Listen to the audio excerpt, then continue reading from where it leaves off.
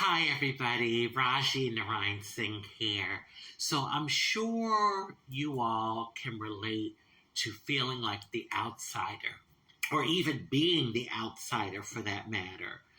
I certainly have had that feeling throughout my entire life. Of course, not through every moment of my entire life, but throughout my life, I have been in circumstances, um, groups of people, uh, events, different situations where I felt like the outsider, like, not one of them, and, being kind of like ostracized, And I'll tell you, from the age of 4, I've experienced this. I think I could safely say that I probably experienced this more than like the average person. From the age of 4, I felt it. I felt like I was like the outsider or an outcast. And it was for two reasons. One is because I was a very effeminate little boy. I was feminine and I wasn't like the other little boys in the neighborhood. And secondly, because I'm multiracial. I didn't look like a lot of the other kids that I went to school with at the time. And so it's funny because when I was in Philly, that's where I grew up, I wasn't black enough. And, I would have people say to me, oh, they call me wannabe and half breed. And then they'd say things like, what are you? And why do you look the way you look? Why is your hair like that? Why is it wavy? Why are your eyes like that? And I would be like, I don't know. This is just how I look, and this is like elementary school and junior high. So when I would be in Trinidad, because my sister and I would go with my parents on vacation to visit, and when I was in Trinidad, I sometimes felt like I wasn't Indian enough. And for those of you who don't know, Trinidad has a huge South Asian Indian population. My father was Indian. And so, not so much with my family.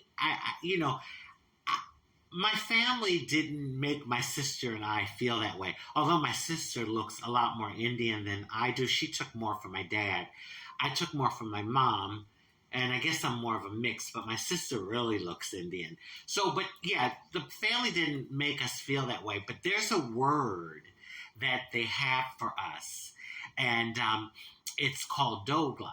Now, dogla originates from a Hindi word, dogala or dugala. I hope I'm pronouncing it correctly, which means two necks. And in Trinidadian Hindi, which is like a broken Hindi, the word became dogla, which means a mixed person, but it's specifically used for someone that is mixed with one Indian parent and the other parent is black, or if the other parent is mixed, they have black blood in them, like my mom. So, my mom's mixed, but she has black blood in her. So anyway, that is what I was called, Dogla. Not by my family in Trinidad, but like by the outer community, I would hear it from time to time. And just not feeling like I was Indian enough. So if I thought life was hard growing up, oh my God, boy, was I in for a rude awakening when I started to transition into a trans woman and, live my authentic truth. It got so much harder. And I've been living as a trans woman for many years now. So when I'm in situations, sometimes I'm in situations where I'm made to feel like I'm not black enough, or I'm in situations where I'm made to feel like I'm not Indian enough, or whatever enough. And, with white folks, I'm definitely not white. They look at me, I know, 99.9% of them look at me as a person of color.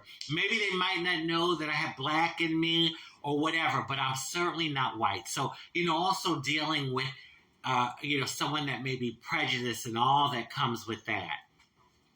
But yeah, in these situations, like on top of it, because I'm trans, that compounds it even more.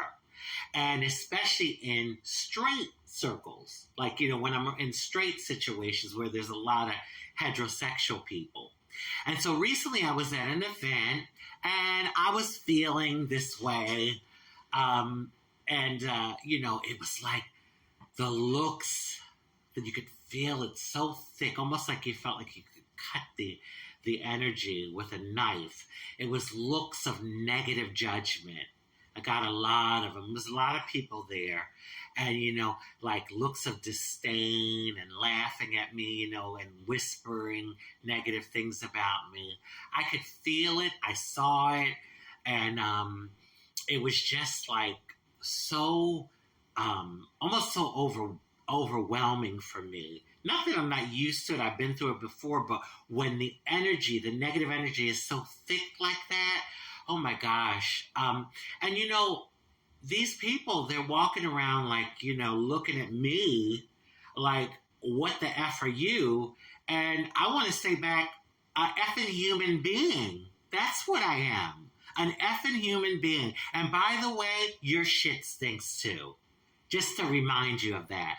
I don't know why people walk around in life being so hateful and judgmental. The beauty of our world is diversity. Why can't we just live and let live and respect people for who they are and appreciate the differences? Life is too short. I don't care how much money you have, what titles you have, what kind of beautiful home you live in, the fabulous car you drive in. We are all going in the same direction. We will all die from this earthly realm one day. We will leave. And so to me, life is too short to be walking around like that. But there are people that are just so judgmental. And I'm going to tell you, I could feel like the hatred, like that energy of hate. And listen, say what you want about me, call me what you want, but I can sit here and confidently say to you that I am a kind, loving, respectful, friendly person. I try my best to be. And I just feel like, sometimes my kindness is just stomped on. And it's just I can confidently say that my intentions, my core intentions in the world is to be a positive impact to this world and to people.